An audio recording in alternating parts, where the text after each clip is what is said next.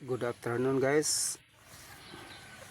Mag Bible reading ta guys. Matthew chapter 7 verse 14. Tungod kay sigpit ang ganghaan ug piot ang dalan nga nagapadulong ngadto sa kinabuhi ug diutay ang didto nga nagakaplag niini. English.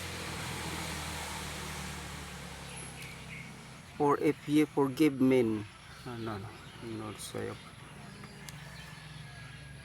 Matthew chapter 7 verse 14. Because straight in the gate and narrow is the way which leadeth unto life, and few there be that find it. Okay. Matthew chapter 7 verse 15. Pagbantay sa mini nga mga propeta nga manganha kanyo nga nagsulob sa bistis sa kardero, apan sa ilalom sila mga manunukob nga mga lobo. Verse 15. Beware of false prophets which come to you is sheep clothing, but inwardly they are remaining wolves. Matthew chapter 7 verse 16. Kamu makaila kanila pinaagi sa ilang mga bunga. Ang mga tao manguha ba og mga ubas gikan sa mga tunok, o sa mga igos gikan sa mga sampinit. 16. Ye shall know them by their fruits. Do men gather grapes of thorns or figs of thistles?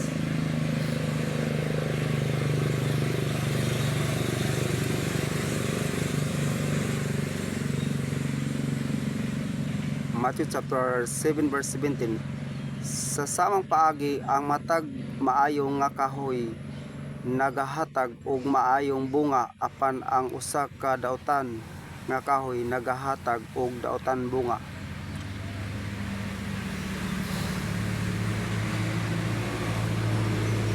Even so every good tree bringeth forth good fruit, but a corrupt tree bringeth forth evil fruit.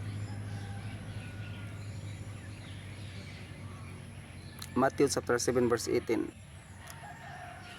Ang usa ka maayong kahoy dili makabunga og dautan bunga, ni ang dautan nga kahoy makahatag og maayong bunga.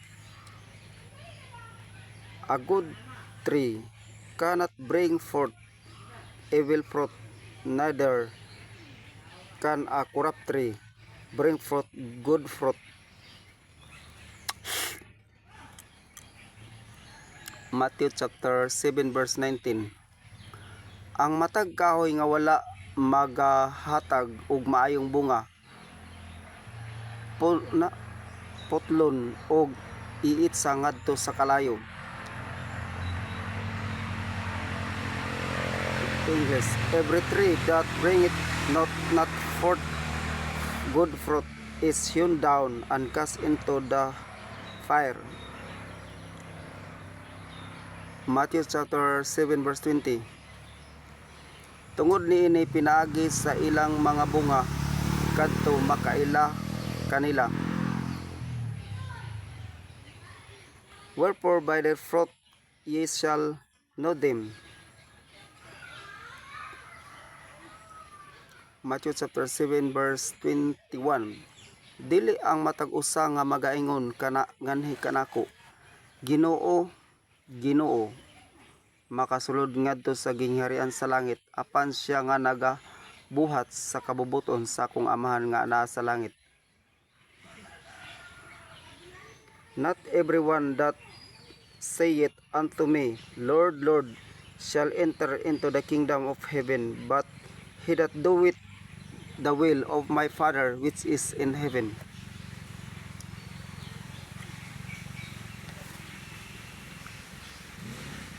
Matthew chapter 7 verse 22. Daghan ang moingon kanako niining adlaw, Ginoo, Ginoo, wala ba kami nagprofesya diha sa imong ngalan, ug diha sa imong ngalan nagpagawas sa mga yawa, ug diha sa imong ngalan naghimo sa daghang katingalahang mga buhat?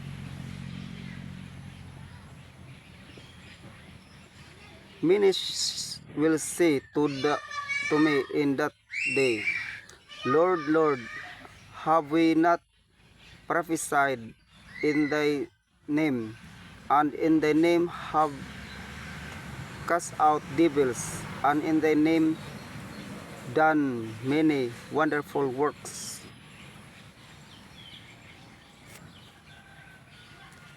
Okay. Matthew chapter 7 verse 23.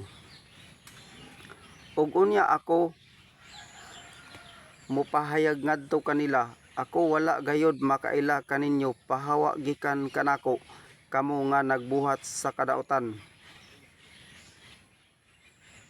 And when will I profess unto them, I never knew you, depart from me, ye that work iniquity. Matthew chapter 7 verse 25. Busa si bisan kinsa nga nagapaminaw niining akong mga panultiyon og nagabuhat kanila, ako mupakasama kaniya ngadto sa usa ka manggialamon nga tawo og mitukod sa iyang balay ibabaw sa usa ka dakong bato. Therefore, whosoever heareth this saying of mine, and doeth them, I will liken him unto a wise man, which built his house upon a rock.